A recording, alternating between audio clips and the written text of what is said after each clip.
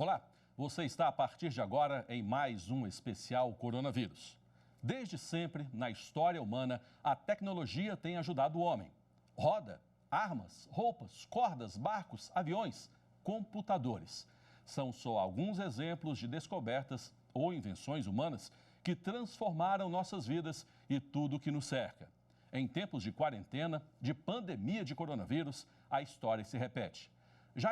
Já imaginou se todos nós tivéssemos de ficar em casa o maior tempo possível, 20, 30 anos atrás? Hoje, a tecnologia que está em nossas mãos pode nos dar entretenimento, informações, conhecimento.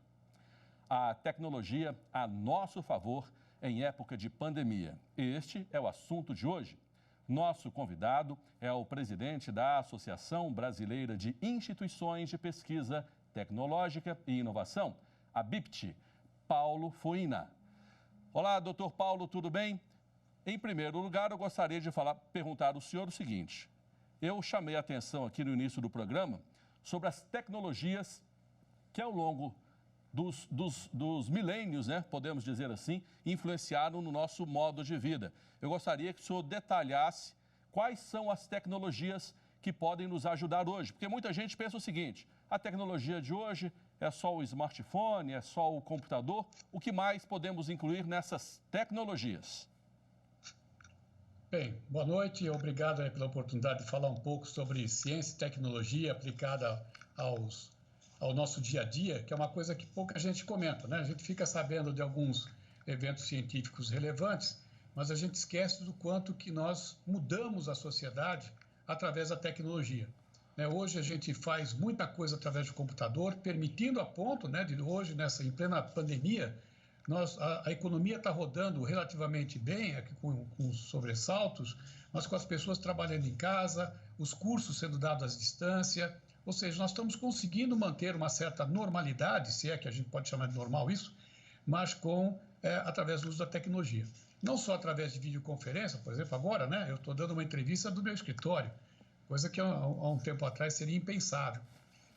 Mas eu sou professor universitário, faço minhas aulas remotas, meus alunos estão tendo aluno, por incrível que pareça, eu tenho mais aluno nas aulas remotas do que eu tinha nas aulas presenciais, ou seja, é algo natural para essa juventude, para essa geração mais nova, trabalhar com sistemas à distância, sistemas computadorizados. Mas a computação, a tecnologia mudou muito, Hoje a medicina é extremamente tecnológica, o direito é extremamente tecnológico, a justiça. Nós vimos aí a reportagem no jornal sobre as sessões do Supremo sendo feitas remotamente, ou seja, hoje a justiça, os advogados pouco têm que ir até uma vara para pegar um processo, ele consulta o processo eletrônico. Hoje a tecnologia está no nosso dia a dia em todos os aspectos. É inviável nós pensarmos numa sociedade moderna sem uso intensivo de tecnologia, que é o resultado de pesquisa científica se transforma em produto. Falando de pandemia que ocorreram no mundo inteiro, nós lembramos daquela pandemia lá do início do século XX, que foi da gripe espanhola, por exemplo. Naquela época, claro, não havia a tecnologia que temos hoje. Podemos afirmar que se não fosse a tecnologia de hoje, o número de pessoas mortas, vítimas de Covid-19, seria maior? Em outras palavras, a tecnologia de hoje salva vidas? Salva, em boa parte, porque a gente é notificado muito mais rapidamente. Vocês viram uma manifestação do presidente americano de que se a OMS tivesse nos avisado com mais antecedência da seriedade, só os Estados Unidos, só em Nova York, teriam sido salvas 15 mil vidas com antecipação da contenção de movimentação de pessoas, com uma pequena quarentena. Então, nesse sentido, a comunicação rápida entre países, a colaboração entre países, a identificação rápida de problemas, em menos de um mês, a China já sabia que ela tinha um problema sério na mão e pôde comunicar isso ao público, ao mundo inteiro, coisa que no passado gastaria-se 6 meses para descobrir que era um problema e qual tipo de problema.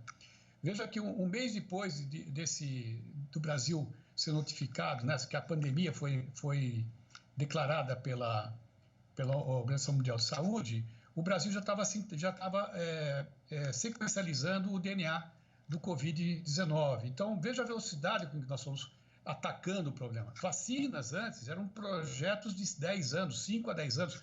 Hoje já estamos prometendo vacina para o final desse ano.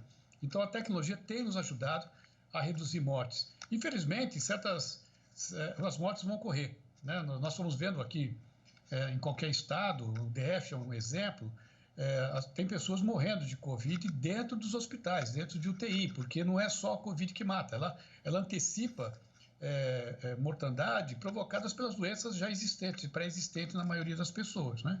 Então, a gente está estudando como que ela funciona ainda, como é que ela ataca o organismo de maneira tão sistêmica, mas mortes ocorrem, mas com certeza muito menos do que foi o caso da gripe espanhola ou da peste negra na Idade Média. Hoje a gente tem um tempo de resposta muito mais rápido, muito menor, e com isso salvamos vidas, ou diminuímos o desconforto e os problemas que essa doença provoca nas pessoas. Doutor Paulo, e a tecnologia está sendo bem aplicada? Estamos sabendo aplicar essa tecnologia em favor da vida, contra o novo coronavírus, contra a Covid? Estamos, acho que dentro do que é possível estamos. A gente teve, não é só um problema de Brasil, mas aqui a gente está mais perto, a gente sente isso. Os países em geral, com poucas exceções, tiveram uma queda de investimento em ciência e tecnologia nos últimos 10, 15 anos. Isso refletiu agora, né? Veja o caso do Brasil, o nosso caso. Nós tivemos uma queda de investimento em inovação industrial, porque não há apoio, né? A inovação na indústria, apesar de trazer benefício para o industrial, né? Trazer benefício para a indústria, ela traz benefício para o país, porque ela aumenta a receita, mantém as empresas modernas. Esse nosso processo de não inovação levou a uma desindustrialização do nosso mercado, a ponto de nós temos que importar máscaras de papel. Nós somos o maior produtor de celulose do mundo e estamos importando máscara de segurança, máscara de papel da China, máscara de pano. Olha o transtorno, que é um absurdo isso, né? Respiradores. Nós estamos dependendo de importação de equipamentos estratégicos para o Brasil, estratégicos para a saúde do brasileiro. E isso é decorrência de uma falha de política pública nos últimos 10, 15 anos e que reduziu drasticamente os investimentos em ciência e tecnologia. Estamos pagando um preço. Não somos só nós, não. Os Estados Unidos estão pagando esse preço, a Europa está pagando esse preço. Quem se saiu relativamente bem são os países que sempre investiram em ciência e tecnologia de maneira mais consistente. É o caso da Coreia do Sul, o caso do Japão, Israel, Alemanha, que mantiveram esses investimentos de maneira consistente. O Brasil sofre altos e baixos desse investimento, que faz com que pesquisas, principalmente pesquisas tecnológicas, aquelas que pegam o resultado da ciência e transformam em produtos finais, sofram um sobressalto. E como estamos sofrendo atualmente, inclusive, né? Nós estamos no meio de uma briga, a BIPT está no meio de uma disputa, brigando para manter as verbas de pesquisa e desenvolvimento e eficiência energética no setor energético, por exemplo, que é um outro setor estratégico. Então, a tecnologia está sendo usada. Nós estamos respondendo bem, o Brasil está respondendo bem. Só para vocês terem uma ideia, alguns dos nossos institutos, a BIPT congrega mais de 300 institutos de ciência e tecnologia no Brasil, que vão desde uma Embrapa, o Fiocruz, Tecpar, até institutos menores, o Instituto Eldorado, um instituto muito grande de pesquisa, até institutos menores, trabalhando com várias frentes, até para ajudar o Covid. Não adianta a gente fazer milagre, quer dizer, a tecnologia ela é decorrência de um processo relativamente longo de pesquisa científica e de definição de produto, colocação de um produto no mercado, colocar para uma empresa, a empresa produzir, etc. Mas, por exemplo, a gente respondeu muito rápido. Um dos nossos institutos desenvolveu junto a uma empresa, foi encomendado por essa empresa, o desenvolvimento de respiradores. Eles têm condições de entregar 500 respiradores por mês, nacionais, 100% brasileiros. O mesmo não acontece com outros equipamentos tecnológicos usados na saúde. Praticamente todo ultrassom é importado. Não temos produção de ultrassom no Brasil. E olha a quantidade de ultrassons, de equipamentos de ultrassonografia, que o SUS usa. Talvez então essa pandemia, uma indústria para isso. Doutor Paulo, talvez então essa seja uma oportunidade, né? Uma pandemia nos dê a oportunidade, nos force a aplicar mais recursos e tempo e mais gestão melhor também no que diz respeito à tecnologia. Talvez seja a hora então de percebermos o quanto aplicar em inovação tecnológica, em tecnologia de um modo geral, vai ser bom, não só para agora, como para o futuro também. Porque, além disso, gera impostos, gera emprego, gera algo melhor para o povo de um modo geral. Sem dúvida. Essa é uma oportunidade, espero que a gente aprenda, porque outras epidemias virão. O mundo está crescendo, nós estamos consumindo mais recursos naturais do que o planeta consegue repor, nós estamos invadindo áreas selvagens, áreas que têm bactérias, têm vírus, têm elementos patológicos que não são desconhecidos. Então, outros problemas desse tipo, até mesmo uma guerra biológica. Veja que a pandemia mostrou o quanto que o mundo não está preparado para uma guerra biológica, uma guerra química, que é um problema de segurança nacional. Então, nós precisamos nos preparar melhor. Espero que a gente aprenda com isso, com os problemas que nós estamos tendo, para que outros eventos desse, nós estejamos melhor preparados para atacá-lo. Só pegando o gancho do que o Dr. Paulo falou, alguns elementos de armas químicas foram proibidos pelas Nações Unidas há muito tempo, desde lá da Primeira Guerra Mundial até 1918, mas, infelizmente, essas aplicações, essas leis não são aplicadas como deveriam ou não são fiscalizadas como deveriam. Como sempre, temos telespectadores que mandam vídeos com perguntas sobre o tema. O primeiro é do Carlos Henrique Miranda, vigilante. Quais são as medidas que estão sendo tomadas pela tecnologia para ajudar no combate ao coronavírus? Só completando a pergunta que ele fez aí, doutor Paulo, eu gostaria de falar com o senhor o seguinte, que a tecnologia existe, mas a mão do homem tem que tocar essa tecnologia, né? E o homem tem que estar preparado para isso também. Isso mesmo. A gente, em termos de, respondendo ao ouvinte, ao telespectador, a tecnologia está fazendo muita coisa. Muita coisa a gente não vê, tá? Porque são coisas muito inerentes à pesquisa de laboratório, é o caso do sequenciamento de DNA, é o caso de pesquisa de vacinas, remédios, testes de remédios. A gente fica sabendo, às vezes, pelo jornal e não pelos meios de divulgação científica. Aliás, esse é um outro problema, né? A gente tem que lembrar que cientista, pesquisador, a gente aprende, né, com aquela máxima socrática, né, que eu só sei que nada sei, né? Então, enquanto pesquisador, a única certeza que eu tenho... Está sempre aprendendo, né? É que eu tenho... está sempre aprendendo. Precisamos, né? E, então, há esses conflitos, às vezes, que aparecem na TV, parece que há um debate, há uma guerra de opiniões. Não é isso. Cada pesquisador tem suas certezas e as suas dúvidas, né? E ele coloca a sua. Então, é normal que pesquisadores tenham opiniões diferentes. Até mesmo assim, apesar disso, a tecnologia tem avançado em tratamentos, às vezes tecnologias muito simples, tá? Coisas inventadas por bombeiro, por exemplo. Teve um bombeiro, eu não lembro agora qual foi a cidade do Nordeste, mas que desenvolveu uma cobertura de plástico para colocar na maca do serviço de emergência para quando pegar alguém com coronavírus. Lembra que dentro da maca vai o paciente e vai os bombeiros, vai os paramédicos do lado dele, que pode se contaminar. Então, para proteger, o cara criou uma cabaninha de plástico sobre a maca. Isso é uma tecnologia de baixíssima complexidade, de baixíssimo valor tecnológico, mas que resolve um problema. E a gente nem fica sabendo. Então, são coisas desse tipo, além de pesquisas mais sofisticadas, de vacina, etc., que nós estamos trabalhando, identificação do coronavírus. Tem um trabalho que está sendo feito na Universidade de São Carlos, que é bem interessante. São Carlos, no interior de São Paulo. Isso, no interior de São Paulo, que é o seguinte, eles trabalham com moléculas que são fotossensíveis. Então, são moléculas grandes, eles constroem moléculas grandes que são fotossensíveis no seguinte sentido. Quando ela recebe luz, ela se quebra em duas moléculas. Só que uma dessas moléculas é uma espécie de um veneno, é uma espécie de um remédio, um produto que faz mal para determinada célula. E a outra parte é uma parte que gruda numa célula específica, ela é dirigida, ela é uma arma pontual. Então, eles estão trabalhando nessa montagem dessa supermolécula em que ela grude no vírus do coronavírus, no Covid-19. Ao grudar nesse vírus, a pessoa recebe um banho de luz, que é uma luz que penetra no pulmão, ela aspira esse produto, essas moléculas, um gás, ela recebe uma luz intensa e essa luz faz com que a molécula quebre. Como essa molécula só gruda no coronavírus, ela só vai matar, ela vai soltar aquele veneno no coronavírus, vai matar o vírus em loco, sem fazer prejuízo nenhum para as demais células do organismo. Doutor Paulo, isso parece filme de ficção, né? Mas está sendo aqui estudado em São Carlos, no interior de São Paulo. Aproveitando esse gancho do senhor, gostaria de saber o seguinte: o Brasil está preparado comparativamente com outros países em termos tecnológicos para enfrentar essa pandemia? Nós estamos, pelo menos, equiparados a países ocidentais? Nem tanto. A gente está bem.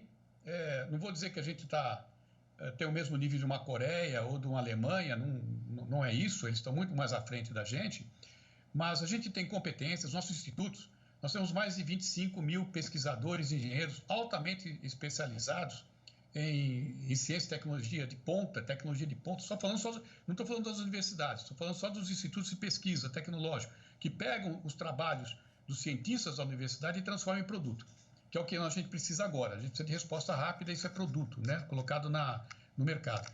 Então, nós temos competências para fazer isso. Agora, como eu lhe falei, esse trabalho não é um trabalho que você bate, não é uma varinha de condão que você bate os dedos e ele aparece. Ele demanda um tempo para colocar que ideias sejam transformadas em produtos, coisa de 6 meses a 1 ano.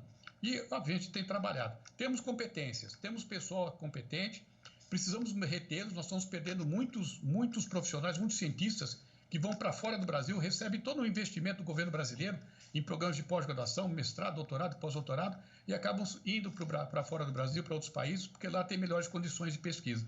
Então, a gente precisa aprender a reter os cérebros, os bons cérebros que nós temos, trazê-los de volta com um ambiente adequado e continuar investindo de maneira sistemática e continuada em pesquisa brasileira. Por outro lado, tem a ponta da indústria. Como ela sofreu um processo de desindustrialização, nós precisamos, sim, de uma política industrial, e aí cabe ao governo estabelecer isso, com apoio à melhoria da produtividade e à melhoria da inovação nas nossas indústrias, porque ela corre risco, né? Quando ela faz um negócio novo, quando ela investe em inovação, ela está correndo risco. E o sucesso desse risco vai se traduzir em impostos para o próprio governo, em empregos e impostos. Então, o governo tem que entender que investir em inovação na indústria não é colocar uma azeitona na empada do empresário, é trazer mais recursos para o Brasil e dar mais independência do Brasil para atender a essas demandas que aparecem normalmente. Como eu falei, eu acho um absurdo, nós temos que importar máscaras de papel. O que o senhor está falando, então, o que o senhor está falando, então, não passa de um círculo virtuoso, né? É um círculo que se ajuda, né? Que se impulsiona. Exatamente. Ok. Nós vamos ouvir agora a urbanista e arquiteta Carolina Canuto. Ela tem preocupação quanto à produção de equipamentos tecnológicos para auxílio no combate ao coronavírus. Pode rodar. Gostaria de saber se produzir esses equipamentos no Brasil é mais barato. E o recebimento é mais eficiente do que receber de outros países? A gente estava falando agora das máscaras e ela falando de equipamentos, né? O senhor falou também dos respiradores que podem ser produzidos aqui. Aqui é mais barato e receber esses equipamentos, tanto daqui de dentro do Brasil quanto de fora.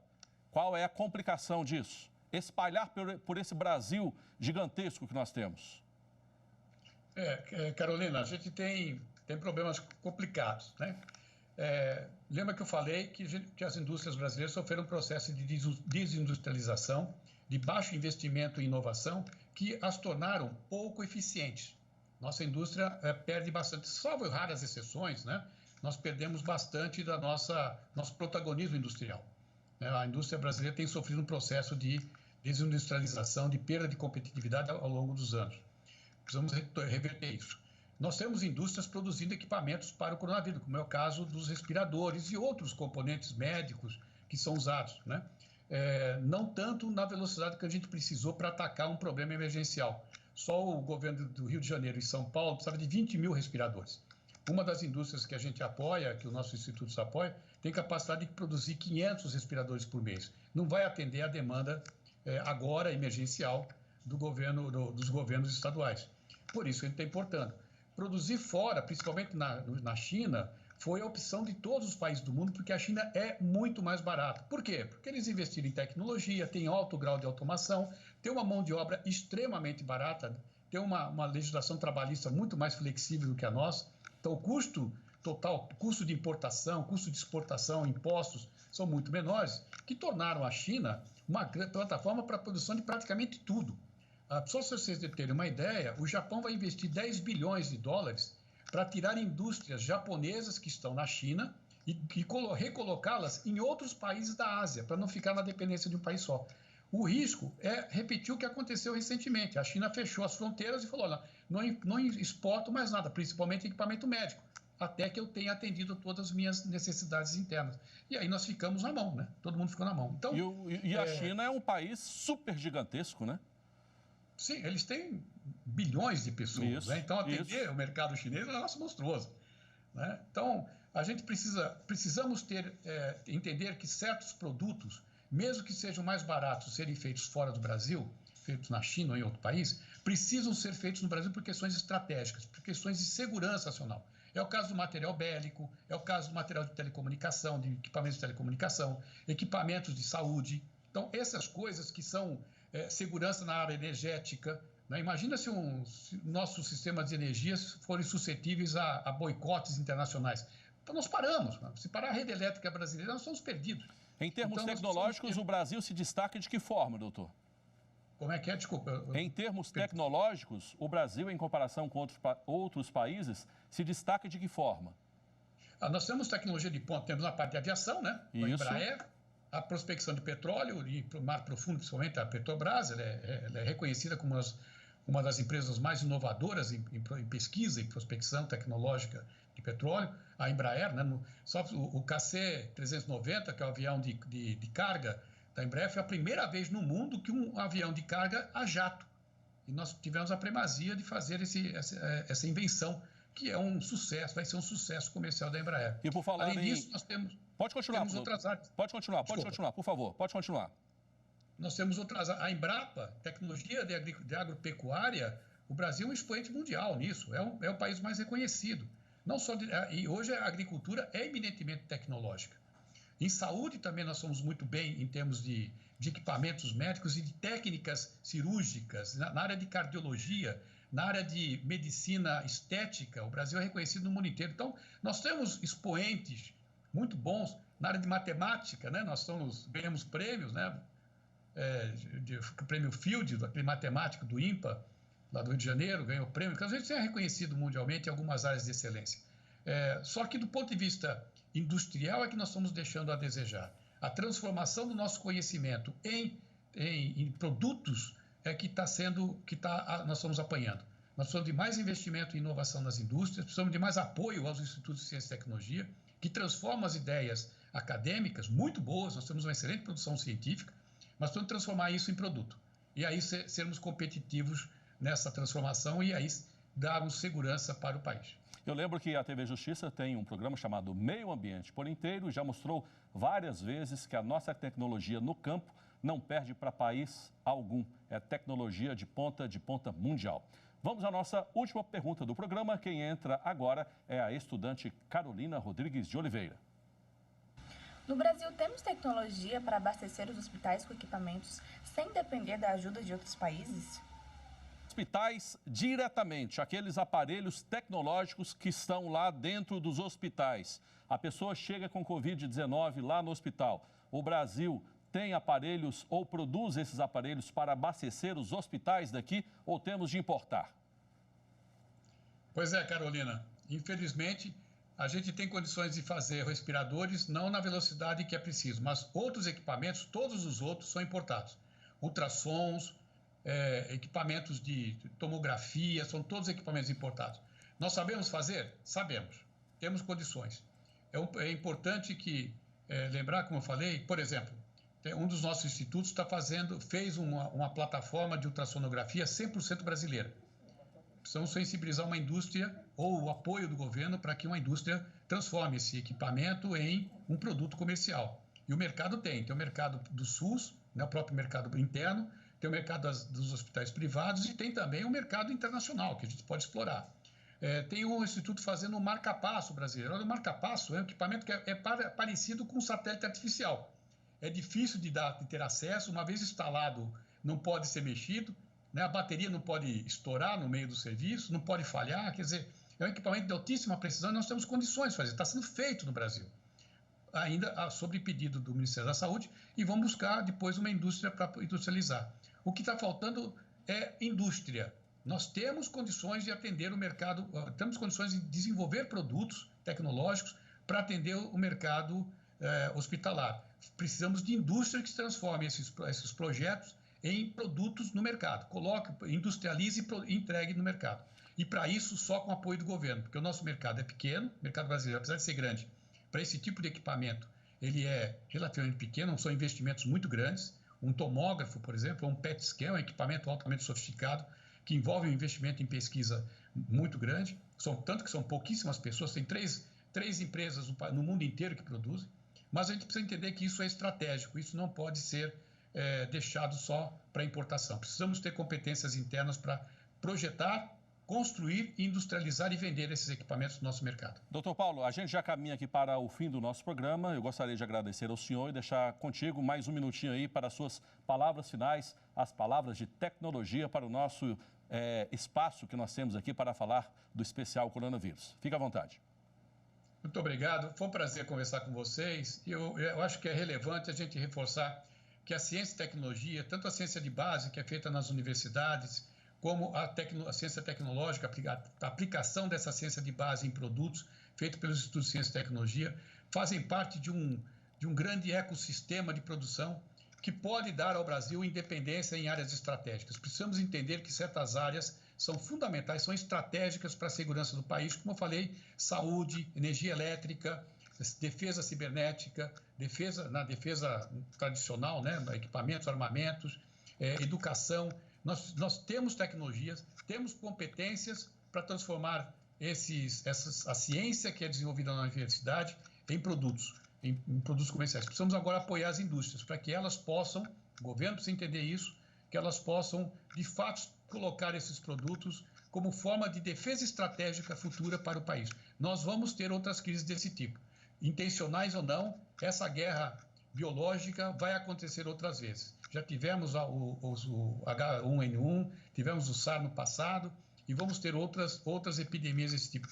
Vamos aprender com essa para que a gente não cometa os mesmos erros que cometemos agora. Bom, a pandemia já está aí, o que temos a fazer é tirar proveito dela da melhor forma possível. Um abraço ao senhor, até a próxima, muito obrigado então pela presença. Tchau. Eu que agradeço, um abraço.